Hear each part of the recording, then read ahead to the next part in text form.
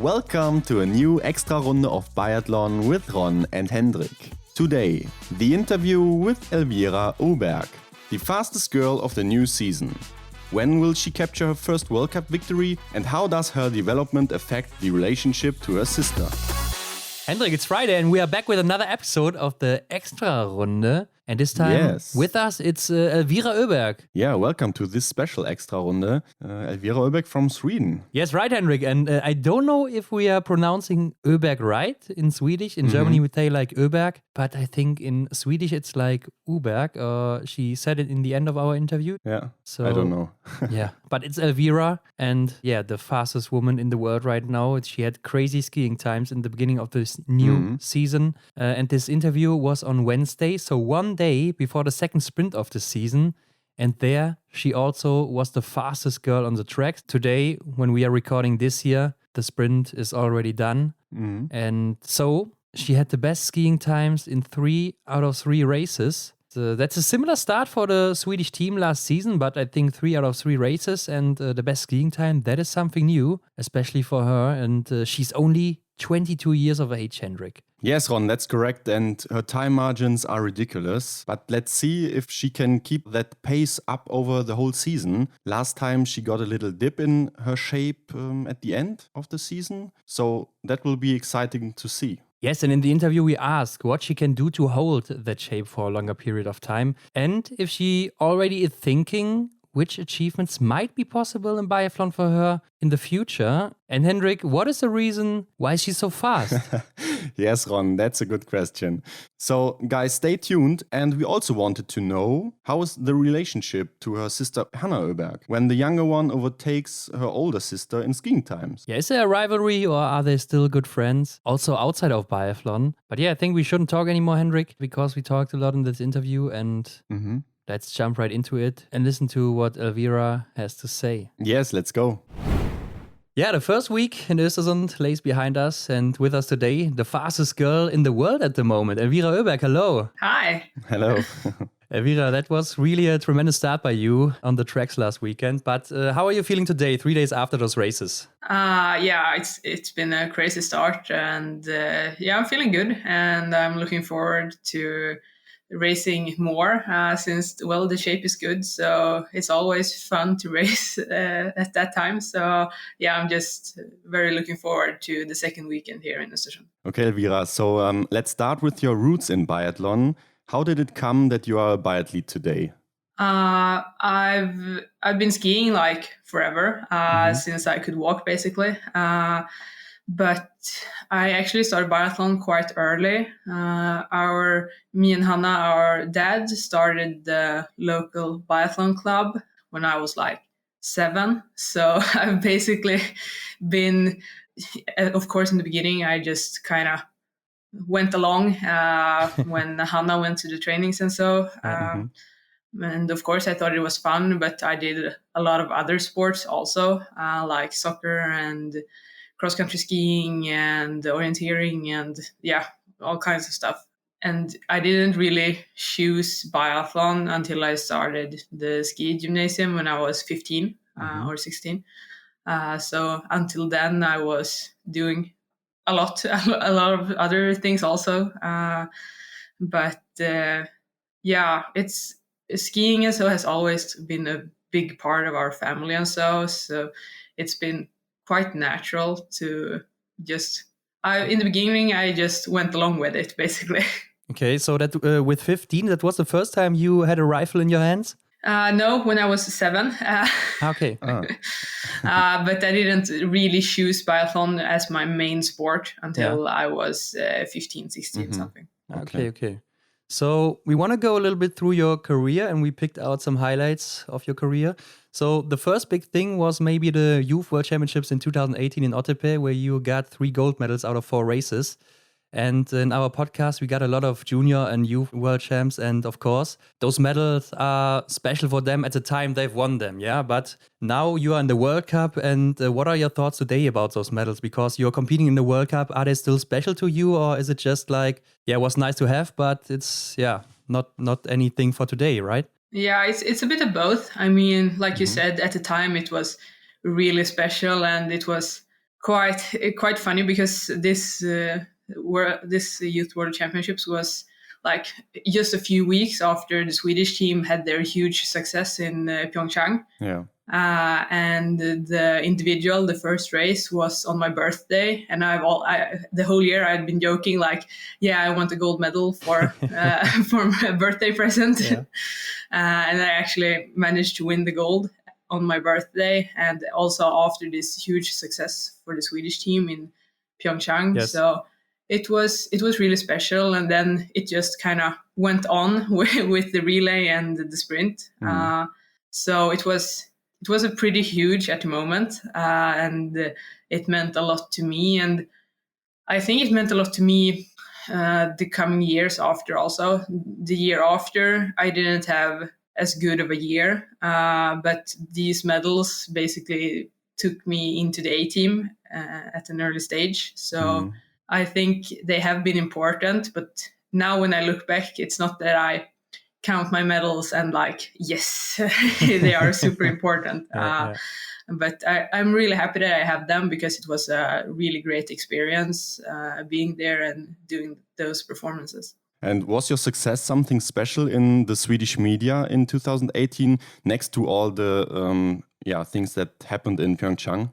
Yeah, well, I think it got a pretty big thing because Hanna's younger sister, since Hanna had done all these huge results at the World Cup and then Pyeongchang. So I think a bit thanks to that, it got a pretty big thing. So media liked that connection, but it was, of course, it's not as big as if you're racing on the World Cup or something, but it became a little bit of a thing, yes.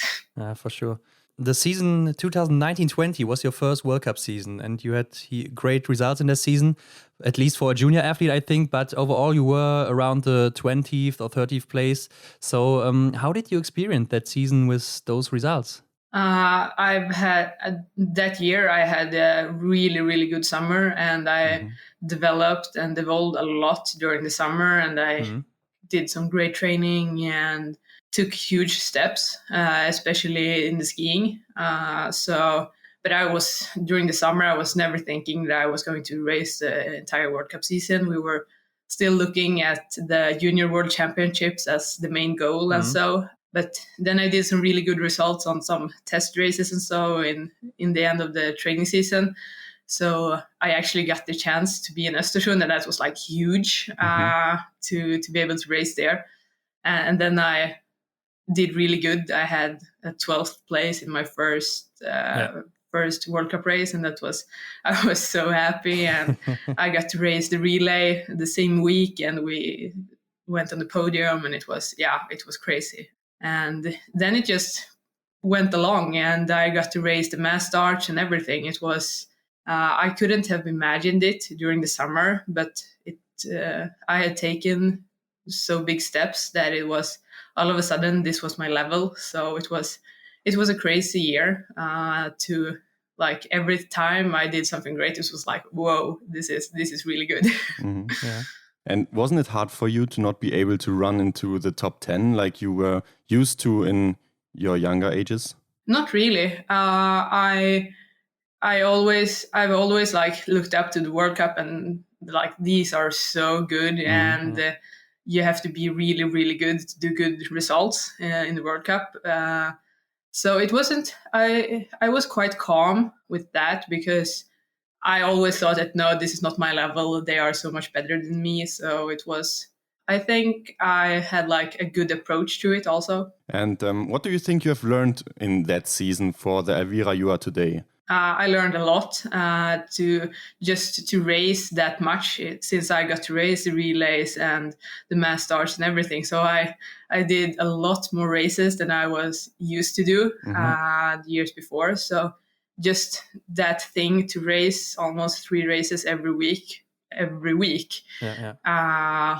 that gave me like a lot of experience, how the body is responding and how to reload mentally and everything.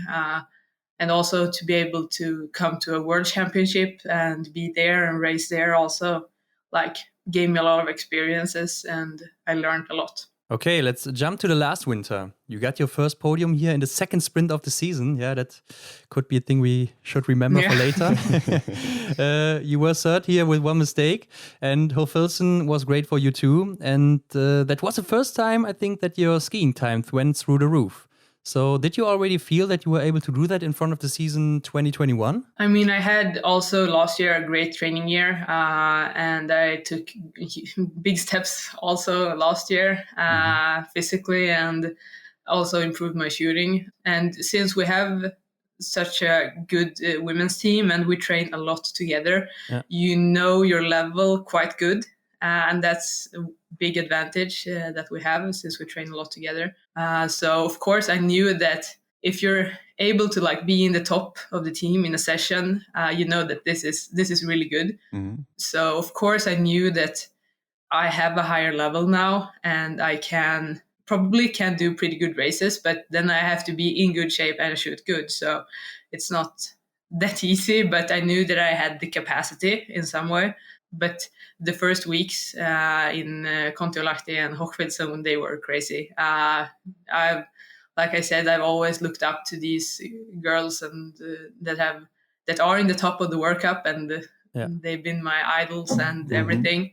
And now all of a sudden I see my name at the top of the course time list, and I scored a podium with the mistake in the sprint, and it was really crazy. So even though I knew that I had the capacity, it was a bit unreal to actually do it. Have you ever been injured in your career or in your younger years? Not really. I've been quite lucky. I had some in my earlier years as a junior.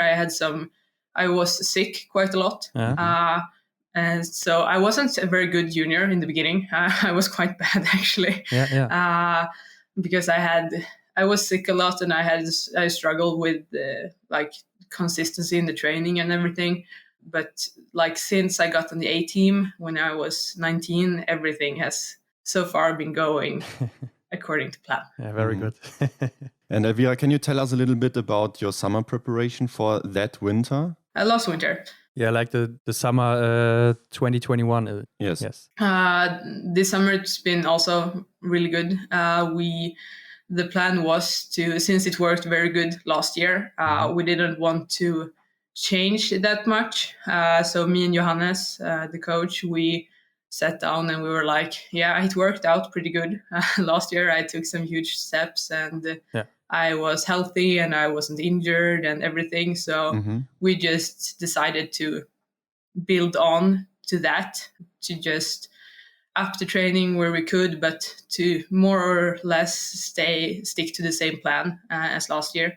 And it has been working really good. I've been able to do almost every session according to plan, and I'm super happy that I've managed to do that. And I'm really proud of that. To be able to follow the plan was the goal, and I managed to do that. And we had some great camps, and also this year we managed to go to the higher altitude also. So it's been a really good year, and we had some great weeks in Idre on early snow also. So it's been it's been a good training year. But last season you also got some physical problems, or how should I say it, where your ski times went a little bit down till the end of the season. So what happened here? Well, that's a good question, but the evaluation said was that probably it was quite normal because I'm still so young and I don't have all these years with good training that like the others have, or a lot of the others have. I'm 22 and they have maybe 5-10 years more training than I have. So probably because of that, I don't have as many enough years with good training to be able to keep the shape during such a long season as we have. So we were actually quite surprised that I managed to keep the shape for 4 weeks before Christmas. We were like, we'll see how long this would work. But it actually worked all 4 weeks before Christmas, and we were a bit surprised about that. So we were kind of expecting the shape to not be like in the top the entire season. Okay. But how was it mentally for you to don't have that capacity to be able to run into the top 5 or something, or have good skiing times anymore? It was a bit frustrating, of course, because before Christmas I could be on the podium with a mistake in a sprint, and I was in the top in most of the pursuits and in the mass start also. So of course it was a bit frustrating that, well, now I'm shooting good, but I'm not skiing fast enough, and I have been doing this before Christmas, so it was a bit frustrating. But I had quite good skiing on the World Championships, but then the shooting wasn't good enough, so it went a bit up and down. But I had some good skiing races after Christmas, especially in some of the relays that kept the mood up, basically. Okay, let's look at the first week in Östersund. You placed 18th in the individual with 5 mistakes and 8th in the sprint with 2 mistakes, but you were twice the fastest woman with the best skiing time. So what do you think of your start? Of course, I'm not that satisfied with the shooting. I know that I can do a lot better than what I've done so far. But the skiing has been, I'm super happy with the skiing, and it's a bit unreal to look at the numbers and to see that I've been the fastest and with a good margin also. It's like I said, I've always looked up to the fast skiers and everything, and now I'm there. So it's and I'm still not that old, so it's it's been really cool, and a bit starstruck of myself almost. But then also it's a bit frustrating that I haven't been able to shoot just a little bit better, because I know that I don't have to do a perfect race to score a top 6 or a podium. I just have to do a decent shooting. So it's a bit of a new situation, but I try to only look at it in a positive way, because I know that if I'm skiing this fast, the good results will come, because I know how to shoot. You seem to be in great shape. You already showed that 2 weeks ago in Idre, where you had a really good individual race. Do you think that was the best race of your career so far, where you shot clean and won easily, I gotta say? I think so. I've shot 4 zeros once before in a race, so this was the second time ever. And the skiing was it was super good, and it was the best race of my career so far, definitely. And I'm super proud of that race. That I managed to. I had a pretty bad sprint in the. I had 3 mistakes in the sprint the day before. So that I managed to turn that around in just one day and shoot 4 zeros. That I'm really proud about that. 3 mistakes, but you got second, right? So crazy. I had good skiing that day. Oh yes. But why couldn't you repeat that shooting in Östersund last weekend? Yeah, good question. But I think it's, of course, I knew that it would be difficult to shoot 4 zeros 2 races in a row. But of course, I wanted to do better than I did on the individual. But I think it's a bit difficult to say what it was because of. But I think maybe I was a bit nervous, a bit tense, and it was. I had also it was a lot of close misses also. So it might as well have been quite good shooting, but I was not, I think, as relaxed as I was in Idre. And so I think that was part of the why I missed. And in the sprint, the first sprint here in Östersund, it was also both misses was just outside, so it might as well have been 1 or 2 more hits. Okay, but that's biathlon. Okay, true.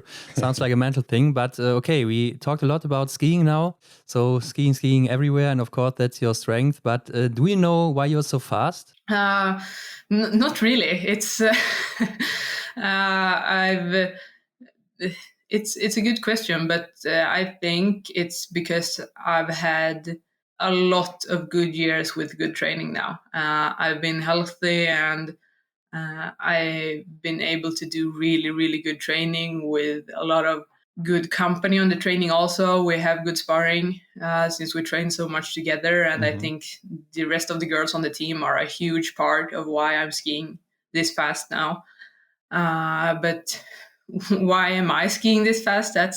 I don't really know. Of course, I have good feeling on the skis and everything, but it's a bit difficult to say, because I wouldn't say that I have the best technique, or I'm not the strongest in the gym or anything. So it's a good question, but I know that I have a good capacity.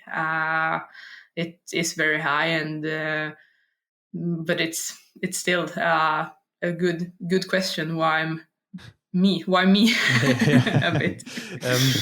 We also thought, you might have been always one of the fastest in your younger years, but we looked through all of your older races, and we have seen that you have not always been one of the fastest in your junior IBU Cup years. So do you think it's just that you have been healthy for some years now and that you could train like never before, or do you think it's just like a genetic thing or something? Well, I think it's a bit of both, but of course the training has been a huge part. But also I think that I have, or that's what one of my coaches usually say, that I have this smartness in the training, that I know when it's an important session and when it's not an as important session, and I know when to focus and when to really put everything in it, and when I can relax so that I have the energy to really focus on the important sessions. And then you can't be 100% on the entire time. That doesn't work for me, at least. And then I use this.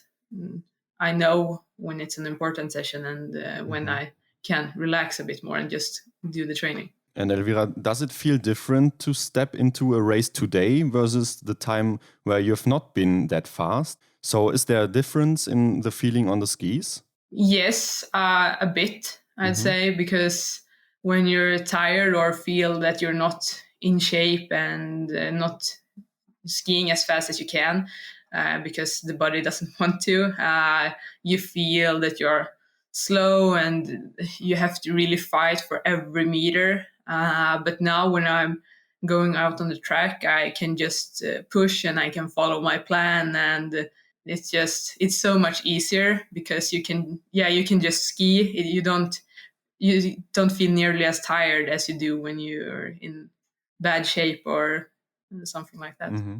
Even though you're so much faster, that's crazy. But as you said, it's biathlon, so it's not cross-country skiing. And so what are you doing to be as good at shooting as you are at skiing? I have improved my shooting during this summer. I just haven't shown it yet. But we have been... What my thing was last year was that I was also quite slow on the shooting range sometimes. I'm not nearly as fast as my sister, for example. But so we've been working on that, and I know that I have a high capacity in the shooting also. It's just that I have to get the consistency, because I'm not there yet, and the shooting doesn't come as easy for me as the skiing. I have to work a lot more with the shooting to feel the confidence and to keep a good consistency with a high hit percentage. So I have to work a lot more with the shooting than I have with the skiing. But it's been this summer, it's been working really good with our shooting coach, and I have a new rifle also. So we've done a few changes, but nothing like drastic or big. The rifle is it looks a lot different, but it's not that different from the one I had last year. But we've just tried to, a bit like the physical training, we just tried to build on from what we did last summer. But I thought that you had really good range times last weekend, right? Yeah, especially on the individual. Yeah. Would you change some skiing speed in order to have some more percentages at the range? At this time, yes, I think so. But in the meantime, I'd rather have good skiing times and just hit a bit more than to have all these hits and have a bad skiing time, because I find it's easier for me to hit a few more targets than to ski 1 minute faster. It's easier to change in one day. So it's, of course, I want to hit more, but I rather have it as it is now, that I know that I'm skiing fast. And I know that I can shoot better. So it's easier to fix the shooting than to fix the skiing, at least according to me. Okay, so I think let's go to another topic. Lots of people are saying, and I think you also hear that a lot, that you might be the next big star in biathlon. But what do you think when you hear that? Of course, it's fun when people believe in you. It's you, and of course that's what I want also. But I haven't really thought about that much, and because what drives me is that I want to become a good biathlete and the best biathlete that I can be. And then we see what that is in the end.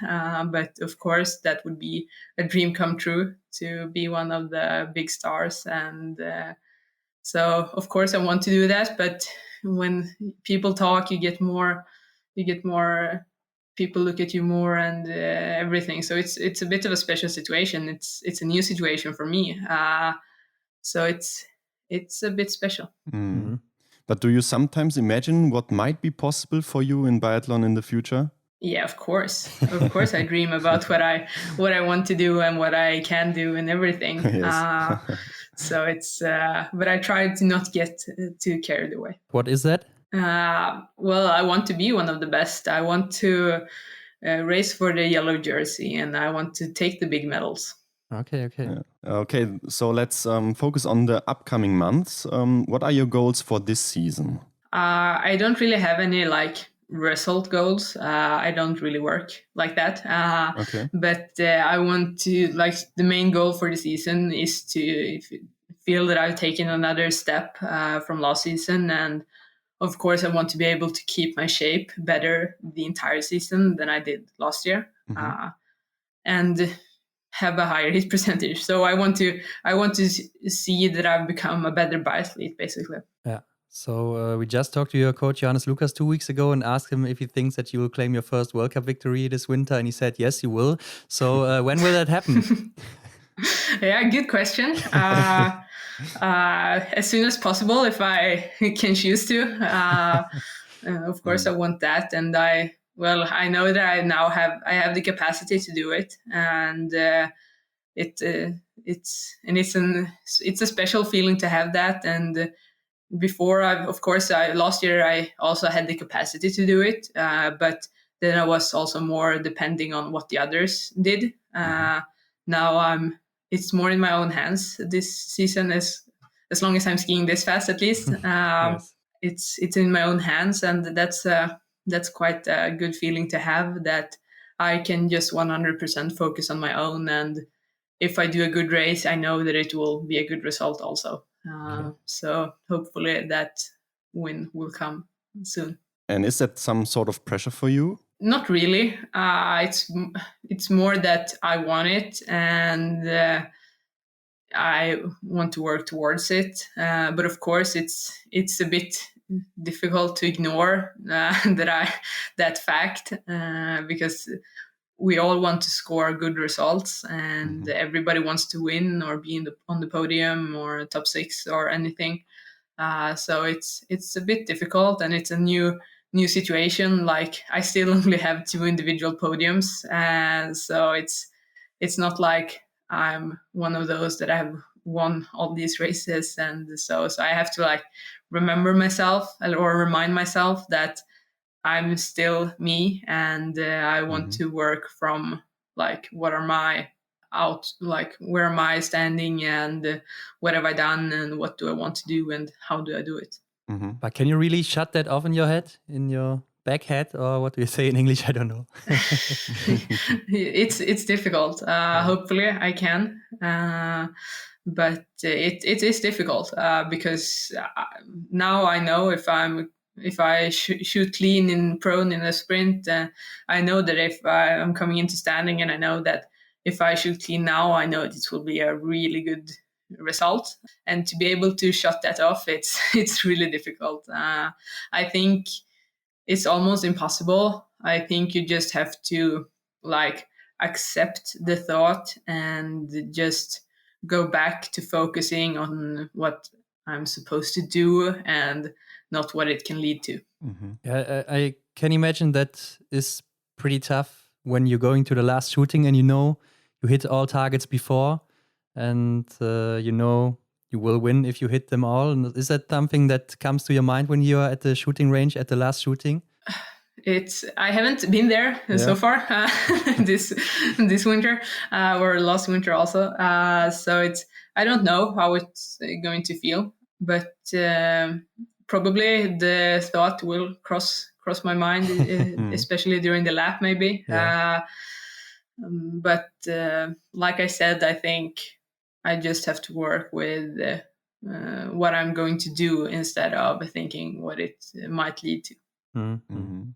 Elvira, last winter you already started in the blue bib for a long time. Is that something that's interesting to you? Yes, of course. It was a lot of fun racing in it last year, and I wasn't expecting to race in it last year because I have a lot of years left to be able to race for the blue bib, and a lot of the big stars were also in contention for the blue bib last year. Yeah.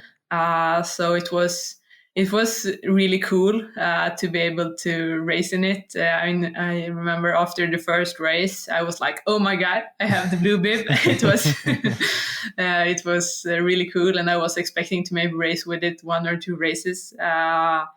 And then I thought, well, the better athletes one of those will take it. So it was a really fun experience, and hopefully I'll be able to contend for it this year also. Yeah, I think you got some more years to get that blue bib. Yeah, exactly. I have 2 more years after this one, so there's no hurry. True. So I think with time you're getting more dangerous in the World Cup, and even for your sister Hanna, you're some sort of rival now, at least in biathlon. But how's your relationship outside of biathlon? It's good. But there were a few years, or quite a lot of years, when we didn't have as much contact because she went to the ski gymnasium, and when she finished, I went there. So it was basically 8 years when we didn't spend as much or almost any time with each other. Yeah. Of course, shorter periods, but we didn't live in the same town. But since I got into the A team, we've had a really good relationship and a close relation. So, and we have that today. So I'm really happy about that. And we can really help each other, both in the training and outside of the training. And it's a special situation, of course. But I think we decided that we wanted to really take advantage of it, and that we want to work as a team and help each other. And what does she say when she sees that you're faster than her now? Well, it was actually a bit. It wasn't the easiest thing in the beginning. I think everybody who is a bit older sibling, nobody wants to get beaten by their younger sibling. So of course it was a bit of a special situation in the beginning when I started skiing faster than her sometimes. But that's basically when we also decided that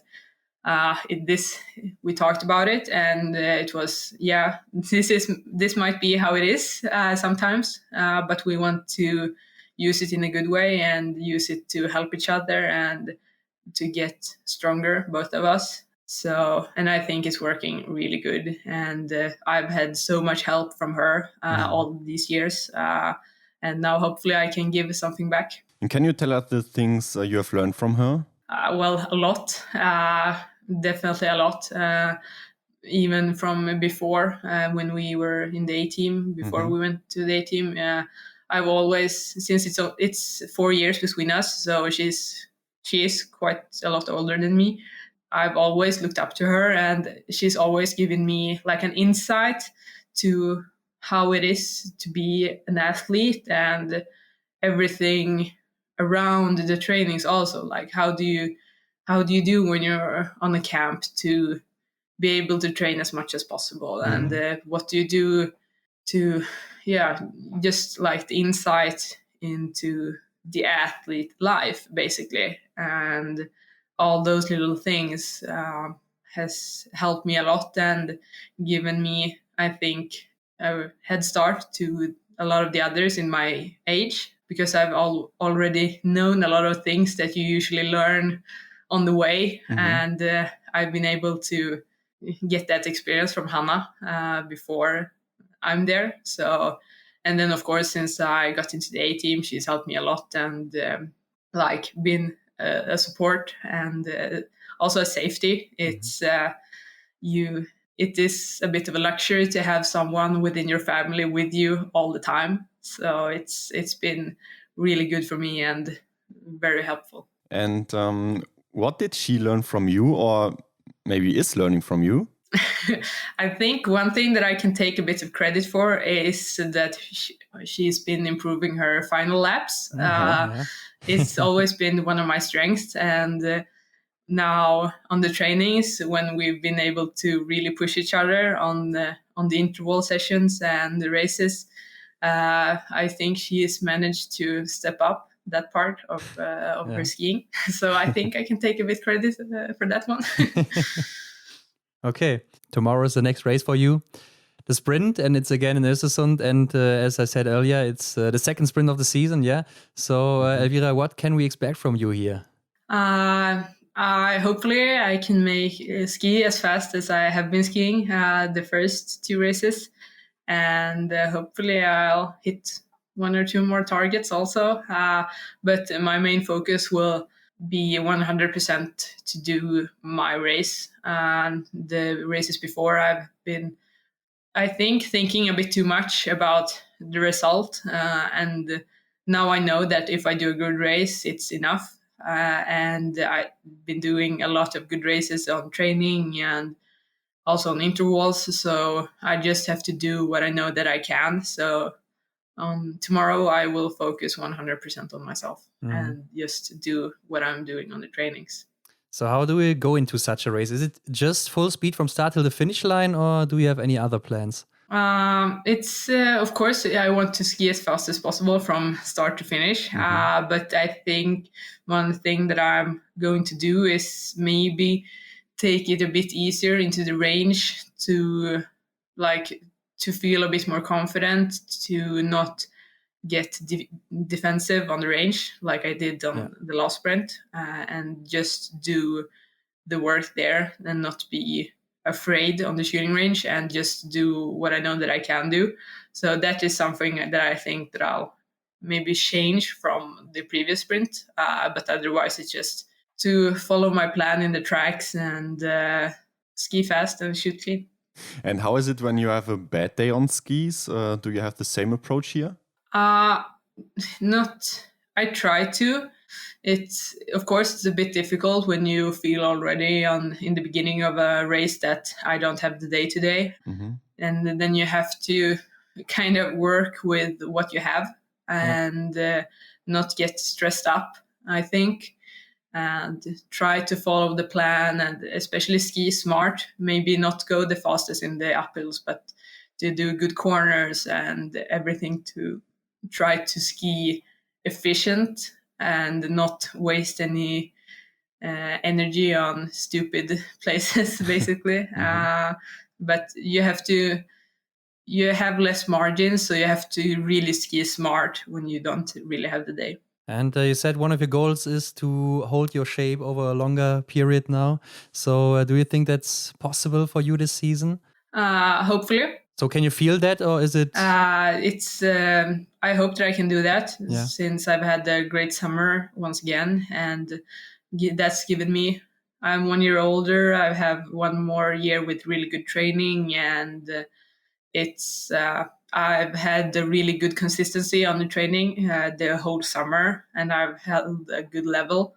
So I hope that I can keep a good level for longer, at least this year, and it will be exciting to see how well I will be able to keep the shape.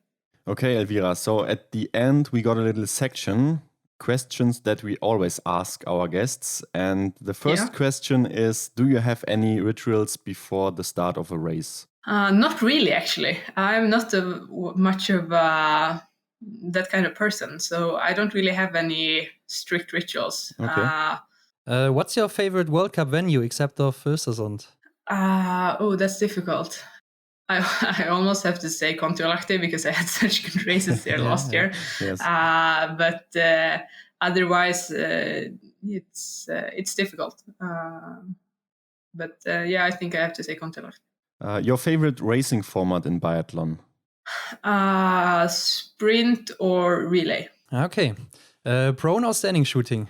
Standing. And what is the coolest thing about biathlon for you?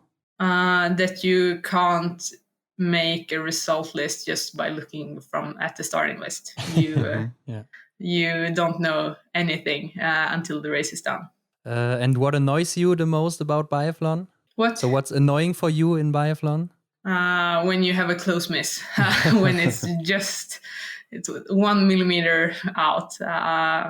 Like the small margins is a good thing, but it's also really annoying also. Mm-hmm.